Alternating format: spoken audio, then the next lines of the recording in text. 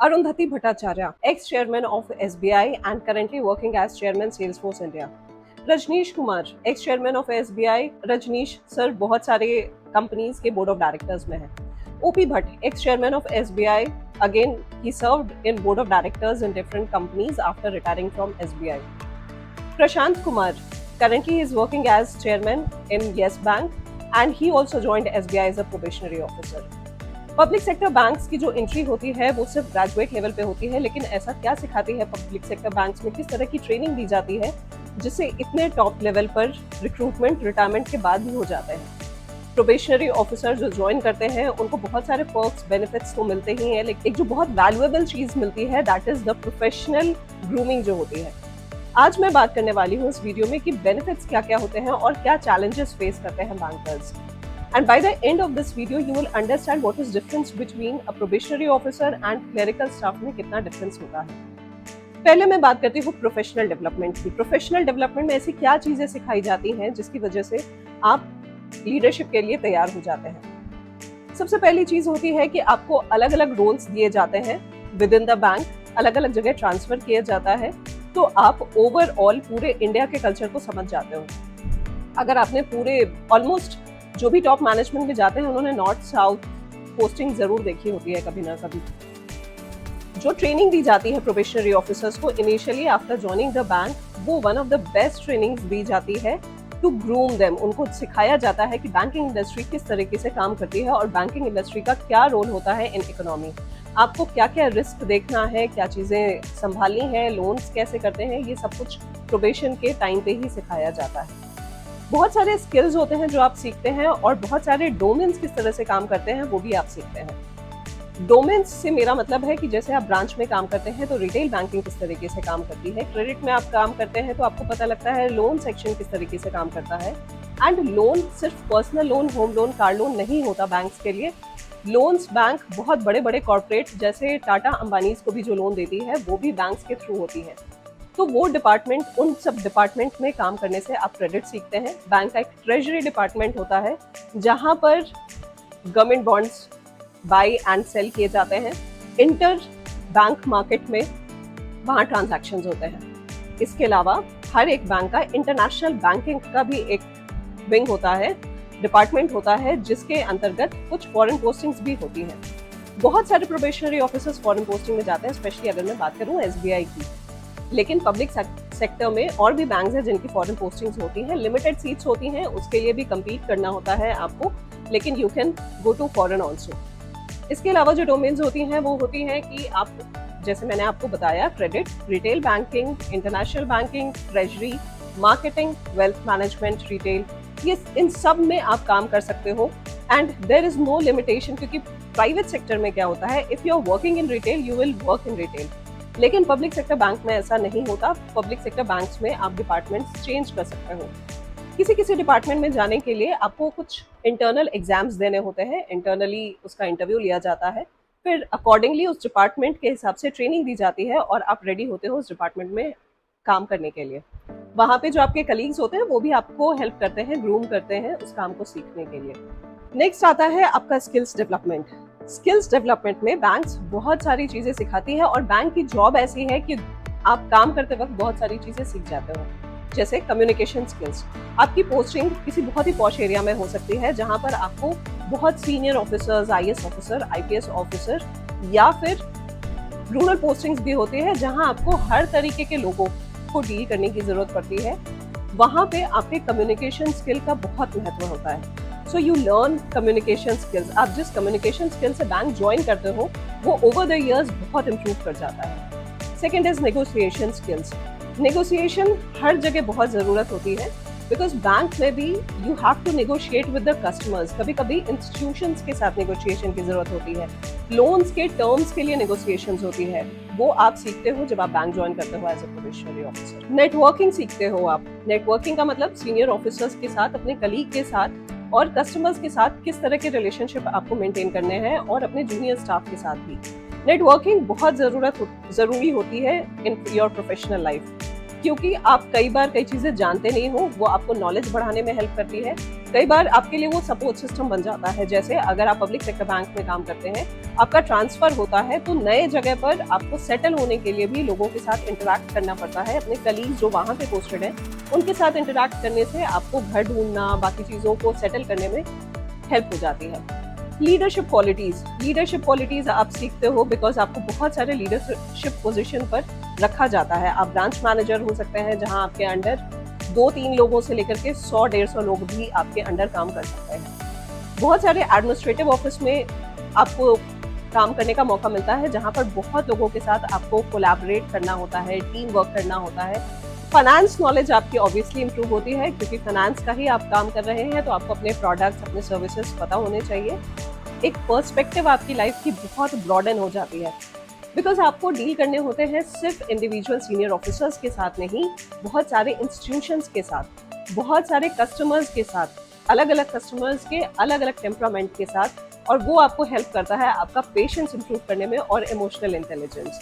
Initially जब आप bank join करते हो तो इमोशनल इंटेलिजेंस इतना नहीं होता है बिकॉज कम एज में आप अपने इमोशंस पर कंट्रोल नहीं कर पाते हो। कोई किसी ने आपको डांट दिया, किसी कस्टमर ने आपसे कुछ कह दिया, तो आप अपने इमोशंस को वहां कंट्रोल नहीं कर पाते हो। लेकिन आप after 5 years if you have worked in bank या आप काम करते हो जब, तो वो इमोशनल इंटेलिजेंस भी आपका डेवलप हो जाता है। Next obviously as I told कि सम ऑफ कुछ फॉरेन पोस्टिंग्स के भी अपॉर्चुनिटीज मिलती हैं, ट्रेजरी में काम करने का मौका मिल सकता है या आप डिफरेंट डिपार्टमेंट में काम कर सकते हैं जिसकी मार्केट वैल्यू बहुत ज्यादा है। कई लोग बैंक में जॉब करने के बाद हायर स्टडीज के लिए MBA या PhD करने चले जाते हैं एंड वो बहुत अच्छे जगह स्विच कर सकते हैं आफ्टर डूइंग MBA और PhD।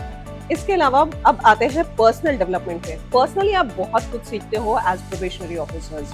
आपके लाइफ स्किल्स इंप्रूव होते हैं। लाइफ स्किल्स में आपको खाना बनाना, अपने घर का सारा काम करना, बर्तन धोना, कपड़े धोना, ये भी चीजें आ जाती हैं।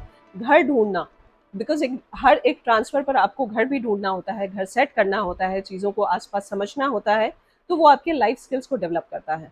आपके ट्रांसफर से आप बहुत कल्चरल इंटीग्रेट करते हो।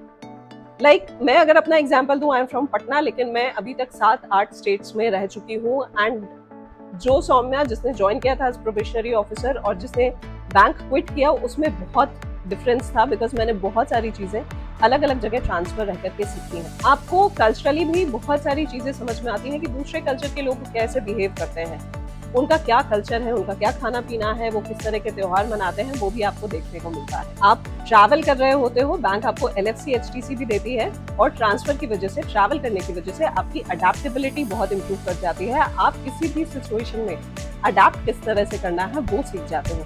So this is one of the life skills जो कि बहुत ही इंपॉर्टेंट है। आप रेजिलियंस सीख जाते हो बिकॉज एवरी ट्रांसफर, हर एक ट्रांसफर के बाद ऐसा फील होता है कि आपको फिर से जीरो से शुरू करना है and you learn that because of those transfers. Independence obviously because आपको बहुत सारी चीजें खुद ही मैनेज करनी होती हैं। अगर आपको फैमिली हर जगह पॉसिबल नहीं हो पाता कि आपकी फैमिली हो, कई बार कई चीजें आपको अकेले मैनेज करनी होती है, तो इंडिपेंडेंस आता है और आप एक डिफरेंट लाइफ पर्सपेक्टिव से चलते हैं। आप लाइफ में हर तरीके के लोगों से मिलते हैं, बहुत top 1% of the society and bottom 1% of the society.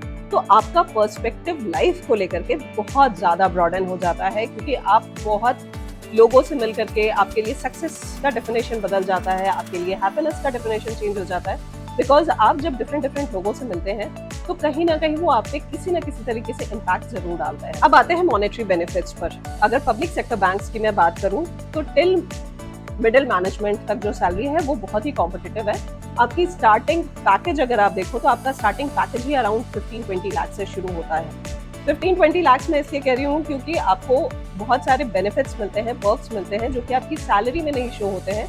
पूरी सैलरी को देखो तो वो 15 to 20 लाख स्टार्टिंग हो जाती है आज की डेट में अगर कोई अभी ज्वाइन करता है। सेकेंड बेनिफिट होते हैं पर्क्स के। पर्क्स आपको बहुत सारी चीज़ों के मिलते हैं। SBI में बाकी पब्लिक सेक्टर बैंक से थोड़ा ज़्यादा पर्क्स है, लेकिन बाकी पब्लिक सेक्टर बैंक्स में भी वो पर्क्स मिलते हैं। लाइक आपको लीज मिलता है, जिस घर में भी, जिस शहर में आप रह रहे हैं वहाँ का किराया देती है बैंक। आपको मेडिकल बेनिफिट्स मिलते हैं, आपको न्यूज़पेपर, पेट्रोल का पैसा मिलता है, फर्नीचर का पैसा मिलता है, LFC, LTC और HTC मिलता है। LFC, LTC मिलते हैं घूमने जाने के लिए, HTC मिलता है घर जाने के लिए, और इसके अलावा फर्नीचर का भी पैसा मिलता है। जब भी बैंक परफॉर्म करती है, कई बार आपको परफॉर्मेंस इंसेंटिव भी दिया जाता है किसी कैंपेन के लिए या फिर बैंक के बोनस के थ्रू भी आपको मनी मिल रहा होता है। वर्क लाइफ बैलेंस और सेविंग्स की अगर मैं बात करूं तो बिकॉज आपके ट्रांसफर दोनों जगह होते हैं, बड़े शहरों में और छोटे शहरों में। वर्क लाइफ बैलेंस और सेविंग्स दोनों ही बेटर होती हैं जब आप छोटे शहर में पोस्टेड होते हो। अब बात करते हैं रेपुटेशन और रिकॉग्निशन की। आप मानो या ना मानो, लेकिन आप पब्लिक सेक्टर बैंक में अगर as a probationary officer join करते हो तो आपके फैमिली एंड रिलेटिव्स में रेपुटेशन तो होती है। इसके अलावा कई डिपार्टमेंट्स में भी आपको बेनिफिट मिल जाता है। कई बार आपको नेटवर्क का भी फायदा होता है। अगर मैं एसबीआई की बात करूं तो मुझे कई बार ऐसा हुआ है मेरे साथ कि मैं कहीं ट्रैवल कर रही हूँ और मुझे कुछ प्रॉब्लम हुई और मैंने किसी एसबीआई ब्रांच मैनेजर से हेल्प सीखी हो तो मुझे हेल्प मिल जाती थी। आपको फॉरेन पोस्टिंग्स का भी बेनिफिट मिल जाता है। जो स्टाफ फॉरेन पोस्टिंग में जाते हैं उनको वहाँ के हिसाब से कॉम्पिटिटिव सैलरी दी जाती है और पर्क्स भी उस हिसाब से ही मिलते हैं। वहाँ रहने का मौका मिलता है, फैमिली ले जाने का मौका मिलता है, और वहाँ के एनवायरनमेंट में 2-3 साल जब आप रहते हो तो वहाँ पे लर्निंग, आपकी प्रोफेशनल पर्सनल दोनों डेवलपमेंट बहुत होती है। अब आते हैं चैलेंजेस पर कि बैंकर्स को चैलेंजेस क्या आते हैं। बैंकर्स को चैलेंजेस आते हैं, एक तो है because of postings and transfer होने से आपकी family life time to time disturb होती रहती है, क्योंकि दोनों स्पाउस अगर बैंक में नहीं है तो कई बार एक के ट्रांसफर होने में थोड़ा टाइम लग जाता है। कई बार स्पाउस किसी शहर को छोड़ करके नहीं जा सकते या उनकी फैमिली मूव नहीं कर सकती, तो जो बैंकर है उनको अपने पोस्टिंग पर जाना ही पड़ता है फैमिली को छोड़ करके। So that is one constraint. अगर बच्चे हैं तो उनको रिलोकेट करना, नया स्कूल एडमिशन कराना, वो एक हासिल होता है। कुछ मैंडेटरी पोस्टिंग्स जो होती हैं वो बैंक में करनी होती है रूरल या सेमी अर्बन एरियाज में, जहाँ पर कई बार आप फैमिली को नहीं ले जा सकते हैं या ले जाने में थोड़ी सी डिफिकल्ट होती है, फैमिली शायद वहाँ नहीं सेटल कर पाए बिकॉज स्कूल एजुकेशन में शायद डिफिकल्टी हो, तो वो एक चैलेंज आता है। ब्रांच मैनेजर का मैंडेटरी असाइनमेंट करना होता है तो ब्रांच मैनेजर में आपके ऊपर स्ट्रेस होता है बिकॉज आपको बजट दिया जाता है, आपको कंप्लायंस और बजट दोनों साथ में देखने होते हैं। जब भी बजट वाले रोल्स मिलते हैं तो वो थोड़ा स्ट्रेसफुल होता है क्योंकि आपके ऊपर टारगेट होता है और कभी कभी डिपेंड करता है कि आप किस लेवल पर हो और कहाँ पोस्टेड हो, उस हिसाब से आपका टारगेट उतना ही बड़ा होता है। अगर मैं अपना एक एग्जाम्पल दूं तो एक मेरी पोस्टिंग में मुझे डिपॉजिट का मेरा टारगेट था लगभग 600 करोड़। 600 करोड़ लाना बहुत डिफिकल्ट होता है और कई बार सिचुएशन ऐसी होती है कि आप बहुत कोशिश कर रहे हो लेकिन वो टारगेट अचीव नहीं हो पा रहा, तो you always live in that pressure of bringing the business. फिर आता है कंप्लायंस। बैंक्स रेगुलेट होती हैं आरबीआई से। आरबीआई के बहुत सारे रूल्स एंड रेगुलेशंस होते हैं जो फॉलो करने होते हैं। हमें गवर्नमेंट के रूल्स रेगुलेशंस फॉलो करने होते हैं, आरबीआई के रूल्स रेगुलेशंस फॉलो करने होते हैं। टाइम टू टाइम ऑडिट चल रही होती है, इंटरनल ऑडिट, एक्सटर्नल ऑडिट, ये सब होती हैं जिसकी वजह से आपके ऊपर प्रेशर होता है। बजट की जहां तक मैं बात करूं, इंटरनली बैंक के तो बजट आपके पास होते ही हैं। गवर्नमेंट स्पॉन्सर्ड बहुत सारे स्कीम्स की मार्केटिंग बैंक्स के थ्रू होती है, तो आपको बहुत सारे गवर्नमेंट स्पॉन्सर्ड स्कीम्स भी सेल करनी होती हैं कस्टमर्स को, तो उसका भी थोड़ा सा प्रेशर होता है। लेकिन ओवर द इयर्स आप जब कुछ साल काम कर लेते हो तो आप उस प्रेशर को हैंडल करना धीरे धीरे सीख जाते हो। एक और जो सबसे बड़ा चैलेंज होता है वो होता है फाइनेंशियल रिस्क, बिकॉज आपको जिम्मेदारी मिलती है कस्टमर के पैसों को ठीक से रखने के लिए। अब आप सपोज ब्रांच मैनेजर हो, आपकी ब्रांच में 15 करोड़ कैश, आपको पैसे ट्रांसफर करने हैं, दूसरी ब्रांच ले जाना है, इन सब में बहुत रिस्क होता है, एटीएम को फिल करना है। आपको बैंक जिम्मेदारी देती है कि आप जो भी काम करेंगे वो as per rules and regulation करेंगे। You don't have to go beyond your rules and regulations, because वहाँ वो पर्सनल आपकी लायबिलिटी बन जाती है।